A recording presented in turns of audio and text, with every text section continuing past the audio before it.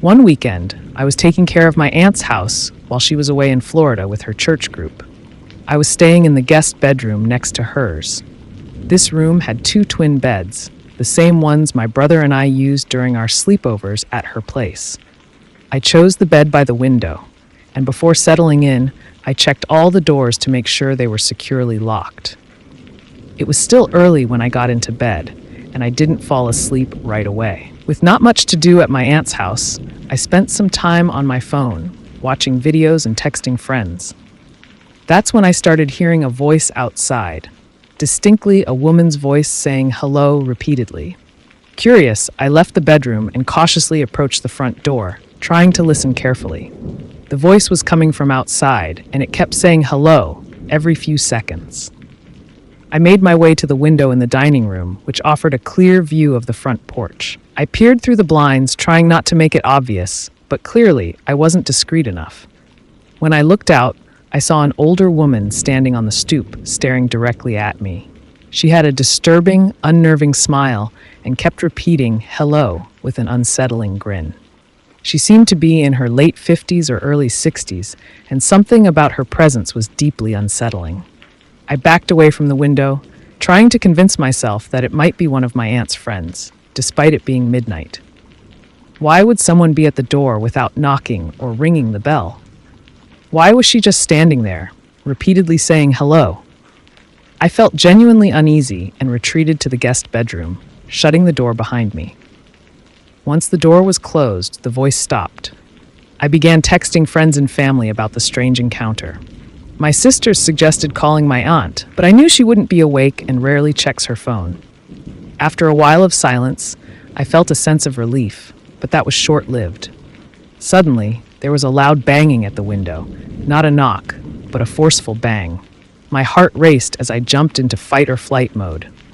The banging stopped, and I heard the same creepy voice saying, hello. Driven by a surge of adrenaline, I pulled up the blinds and saw the woman's horrifying face right outside the window. I screamed at her, saying I was calling the cops, and quickly pulled the blinds back down. I ran to the living room, checked the surroundings, and then dashed upstairs to the guest bedroom, where I locked myself in. I didn't call the police right away. Instead, I decided to wait it out. Eventually, I went back downstairs and peered outside. The woman was nowhere to be seen. The next morning, I called my aunt and recounted the incident.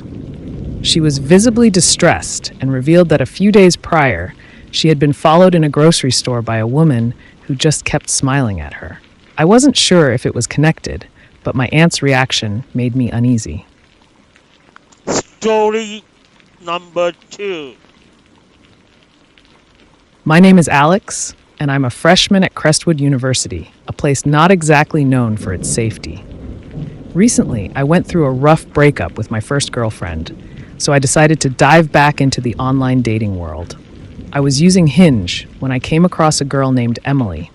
She had blonde hair, and we seemed to click instantly. Both of us were Crestwood students, and we shared a passion for reading, going to the movies, and had a similar sense of humor. We hit it off right away. Emily suggested we meet for a movie date, which I was excited about. She asked me to meet her at a specific spot near campus, and she would pick me up from there. Around 9 p.m., I found myself waiting on a quiet corner of a residential block, eager to meet her. Emily had requested that I share my location with her, which I did without thinking twice. A few minutes later, a car turned onto the street and stopped right in front of me. To my surprise, it wasn't Emily driving. Instead, an older man, probably in his late 60s, was behind the wheel. He rolled down his window and asked what I was doing there alone. His sudden appearance was unsettling from the start. I told him I was waiting for someone, and he asked if that someone was Emily. I confirmed that it was, and he then introduced himself as Emily's father. He insisted I get in the car so he could give me a ride to her. I took a closer look at him. He seemed much too old to be her father, and the whole situation felt increasingly suspicious. I asked him why he hadn't mentioned that he would be picking me up. He said he didn't trust a stranger meeting his daughter and wanted to meet me first. I wasn't about to take any chances. I knew all too well the dangers of such scenarios. I watched as his car drove away, relieved that he wasn't following me. I continued walking down the block towards campus, trying to shake off the unsettling encounter. When I reached the corner, I noticed the same car parked on the side of the road with its lights off. The windows were heavily tinted, so I couldn't see inside. I tried to act nonchalant, but my unease grew.